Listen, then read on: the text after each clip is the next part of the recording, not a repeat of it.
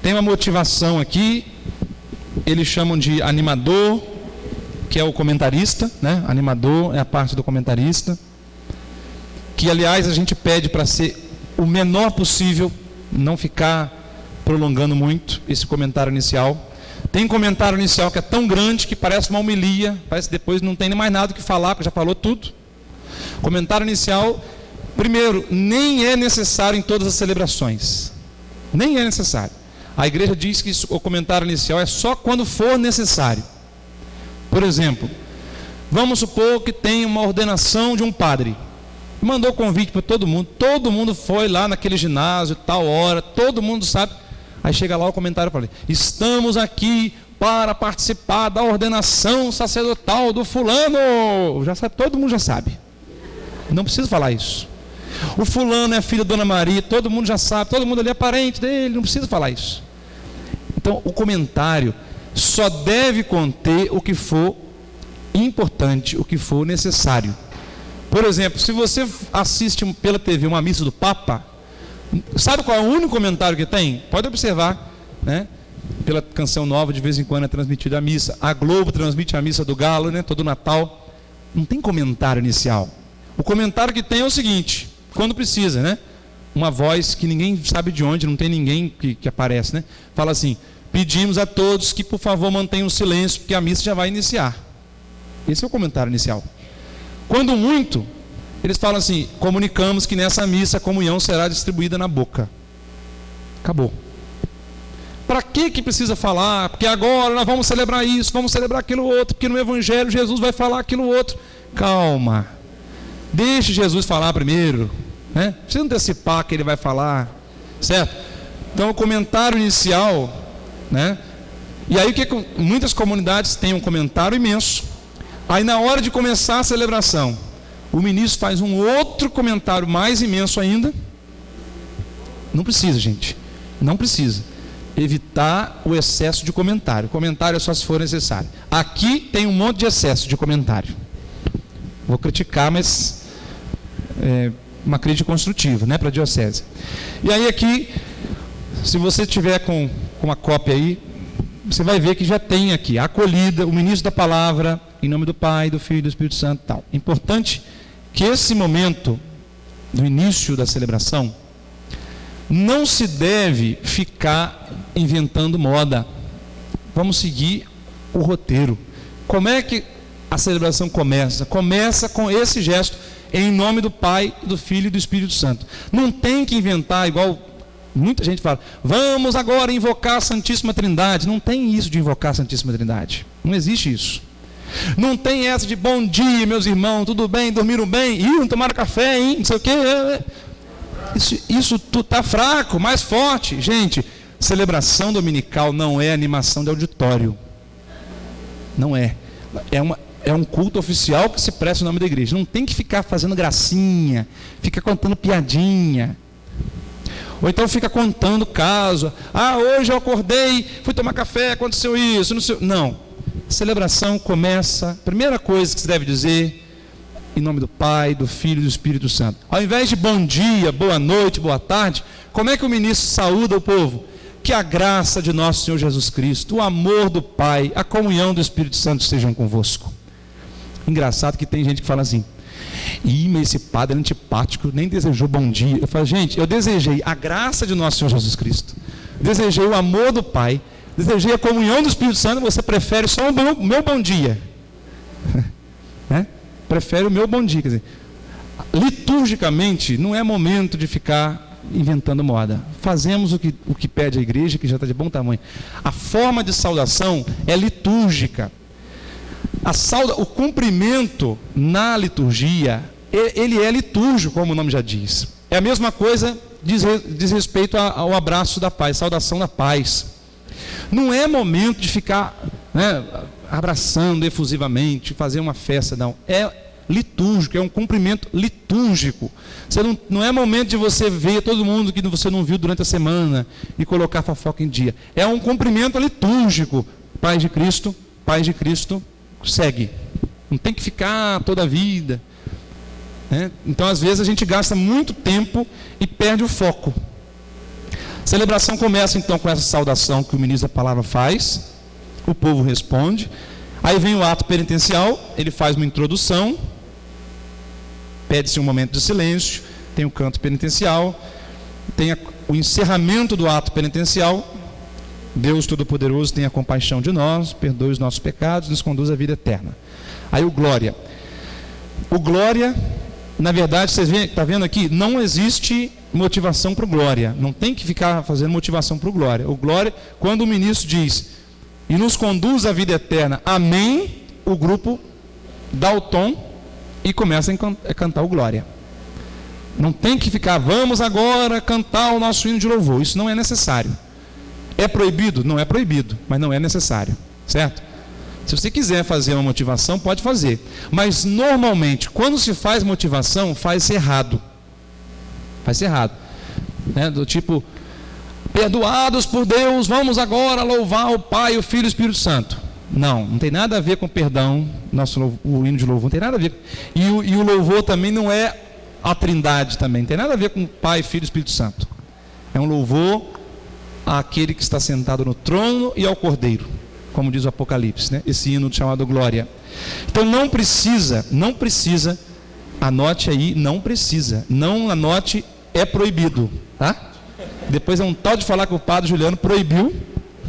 Eu estou dizendo que não precisa. Qual a diferença entre não precisa e é proibido? Todo mundo sabe, né? Então não vai dizer que o padre Juliano falou, porque às vezes o padre Juliano mesmo começa dizendo bom dia. Ele fala, ela é incoerente, ela falou que é proibido falar bom dia. Eu não falei que é proibido falar bom dia. Falei que não precisa, não convém. Certo? Padre, sim? Só uma observação. Volta um pouquinho no ato penitencial.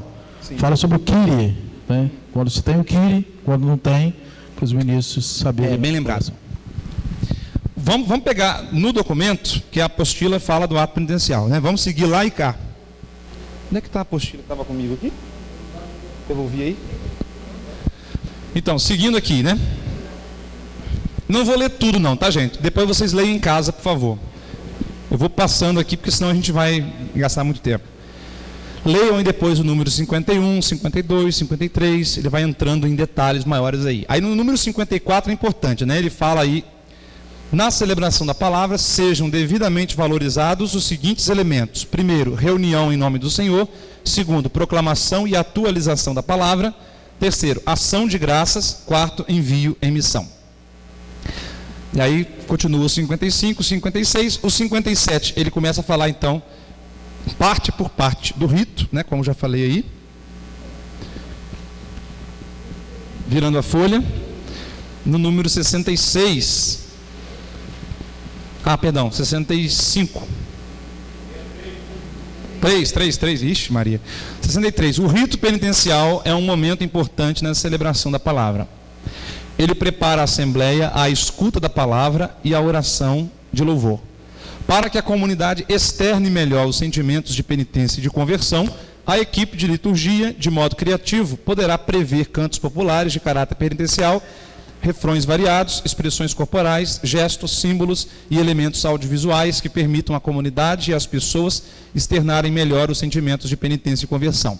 O reconhecimento das situações de pecado pessoal e social. Tenha-se cuidado para não prolongar esse rito de modo desproporcional às outras partes da celebração.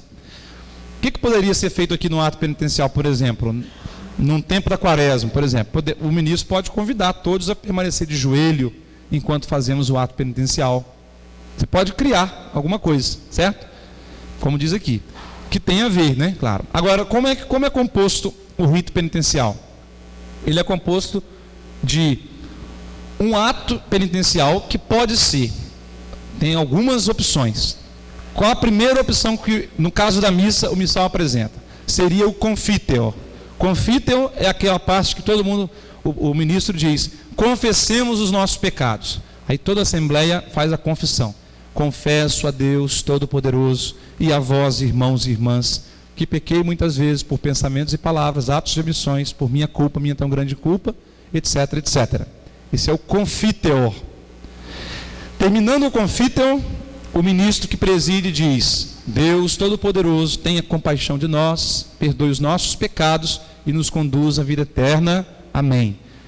Se foi usado o confíteo, o confesso a Deus, aí depois do Deus Todo-Poderoso tenha compaixão de nós, o ministro faz o Kyrie. O que é Kyrie? É aquela invocação tríplice. Senhor, tem de piedade de nós. Cristo, tem de piedade de nós. Senhor, tem de piedade de nós. Essa invocação tríplice, que nós chamamos de Kyrie, porque Kyrie em grego significa Senhor, né? Senhor, tem de piedade. Kyrie eleison. Christe eleison. Cristo tem de piedade. Essa invocação não pode faltar no ato penitencial. Ou você faz da primeira forma, que é o confesso a Deus, absolvição, que no caso da missa, né? No caso do ministro, Deus Todo-Poderoso tenha compaixão de nós. Depois encerra com Kyrie. Essa é a primeira forma. Segunda forma, começa com Kyrie. Pode cantar, por exemplo, né? A maioria dos nossos hinos de ato penitencial já é o próprio Kyrie cantado. Quando eu falo Kyrie, não tem que ser em grego não, Kyrie eleison não, pode ser em português, Senhor, tem de piedade de nós, mesma coisa, tá? Não é que tem que ser o Kyrie, não tem que falar a palavra Kyrie, mas o nome do rito é Kyrie, por causa disso. Então você pode começar com Kyrie e terminar simplesmente com Deus Todo-Poderoso tenha compaixão de nós. Não se faz imposição de mãos. Esse gesto não cabe nesse momento, tá? Não existe, o ministro da palavra nunca, em nenhum momento, faz esse gesto sobre a Assembleia. Impor as mãos sobre a Assembleia. Esse é um gesto sacerdotal ou diaconal. No caso do diácono também pode fazer. Não pertence ao ministro extraordinário esse gesto de impor as mãos, tá? A não ser que seja um momento assim. Por exemplo, um aniversariante, sei lá, todos vamos impor as mãos, aí tudo bem. Se toda a comunidade for impor as mãos sobre alguém, não tem problema. Agora, o que não pode é o ministro impor as mãos sobre a comunidade, porque isso daria uma impressão errada de que ele fosse uma espécie de sacerdote, tivesse o sacramento da ordem. Então, se quiser fazer um momento em que todos fazem imposição das mãos sobre um casal aniversariante, por exemplo, tudo bem, mas o ministro sozinho nunca se faz.